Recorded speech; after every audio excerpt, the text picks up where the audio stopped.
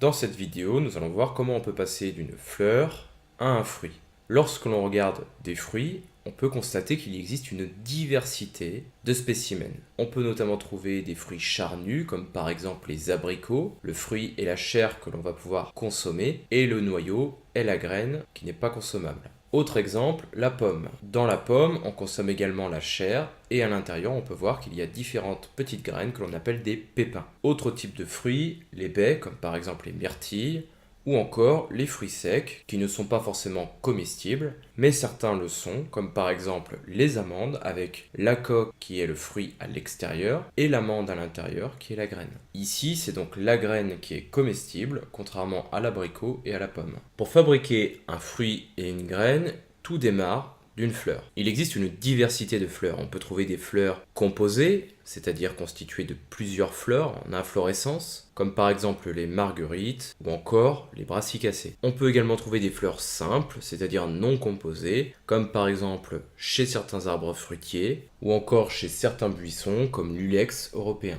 Quel que soit le type de fleur, elle sera toujours constituée de la même manière. La première partie de la fleur, à sa base, s'appelle le calice. Elle est constituée de sépales. Les sépales sont des petites feuilles vertes que l'on trouve donc à la base de la fleur. Au-dessus, on va trouver la corolle qui est constituée par les pétales, souvent de couleur vive pour pouvoir attirer les insectes. Ces pétales et ces sépales sont des organes non sexuels. Dans la fleur, on va également trouver des organes sexuels. Le premier est l'étamine qui va produire des grains de pollen, c'est l'organe mâle. Et le deuxième est le pistil, avec à sa base l'ovaire qui contient un ou plusieurs ovules, qui va être l'organe femelle. Pour produire une graine et un fruit, tout démarre de l'étamine. Au sommet de cette étamine, des grains de pollen vont être produits dans ce que l'on appelle les anthères. Il existe différents types de grains de pollen. Certains sont équipés de ballonnets aérifères qui va leur permettre d'être transportés par le vent. D'autres possèdent une ornementation qui va leur permettre de s'accrocher aux poils sensitifs des insectes. Ces grains de pollen vont donc s'accrocher sur les petits poils sensitifs de l'abeille lorsqu'elle va se déposer sur la fleur, puis seront transportés sur une autre fleur par cette même abeille, ce qui permettra la pollinisation. Ils se déposeront donc sur le pistil d'une autre fleur. Les abeilles ne transportent pas ces grains de pollen pour le plaisir. En réalité, elles viennent sur les fleurs pour les butiner, c'est-à-dire pour extraire un petit liquide sucré produit par les glandes nectarifères de la fleur. Ce petit liquide sucré, qui sert notamment à faire du miel, s'appelle le nectar. Lorsque le grain de pollen va se déposer sur le pistil d'une autre fleur, il va pouvoir produire